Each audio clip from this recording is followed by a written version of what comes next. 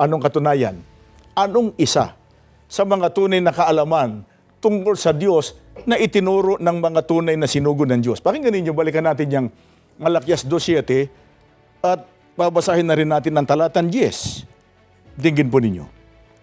Tungkulin ng mga saserdote na ituro ang tunay na kaalaman tungkol sa Diyos. Sa kanila dapat sumangguni ang mga tao tungkol sa aking kalooban, sapagkat sila ang mga sugo ng makapangyarihang si Yahweh. Hindi ba iisa ang ating Ama at ito'y ang iisang Diyos na lumalang sa atin?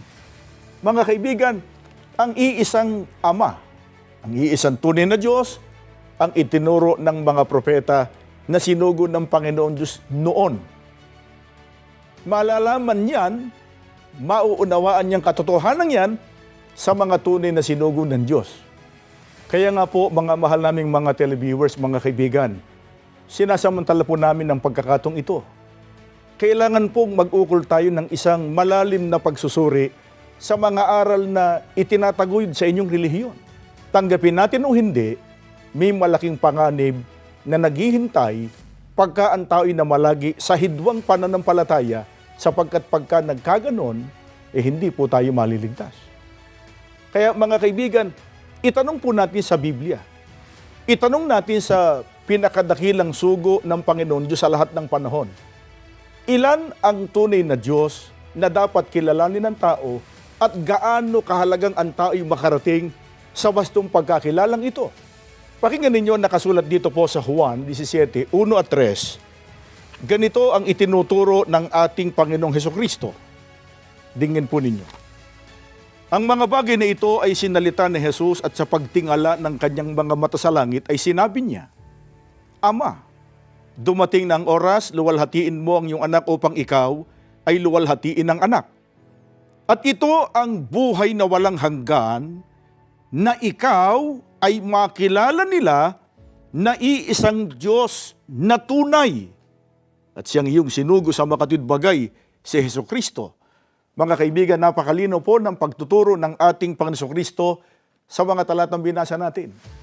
Hindi po nabago ang pagtuturo ng mga propeta na iisa lamang ang tunay na Diyos. Itinuro ng Panginoon Hesukristo ang Ama, ang makilalang iisang tunay na Diyos. Hindi po niya ipinakilala ang kanyang sarili na kasama na dapat kilalaning iisang tunay na Diyos. Dapat kilalanin ng Panginoon Jesucristo na sinugo ng Panginoon Diyos.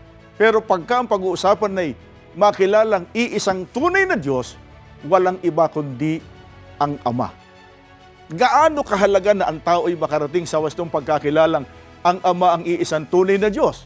Binasa po namin sa Biblia, sila ang wika ang magtatamo ng buhay na walang hanggan. Yun ang kaligtasan. Kaya binanggit po namin kanina, nakasalalay sa wastong pagkilala ng tao sa tunay na Diyos at maging sa Panginoon Jesucristo ang ikapagtatamo ng kaligtasan. Hindi po ito maliit na bagay, mga kaibigan. Kaya nga po nang magturo ang mga apostol, sino rin ang kanilang ipinakilala, itinuro na iisang tunay na Diyos? Pakinggan ninyo si Apostol Pablo sa kanyang unang sulat sa mga taga-Korinto.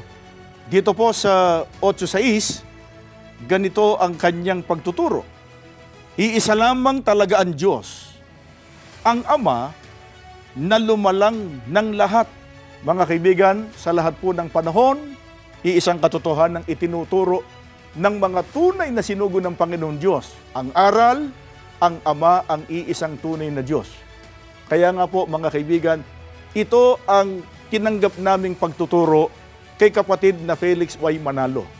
Sinasampalatayanan ng Iglesia ni Cristo na sugo ng Diyos sa mga huling araw, at ito ang patuloy na tinitindigan, itinataguyod ng pamamahala sa loob ng Iglesia ni Cristo.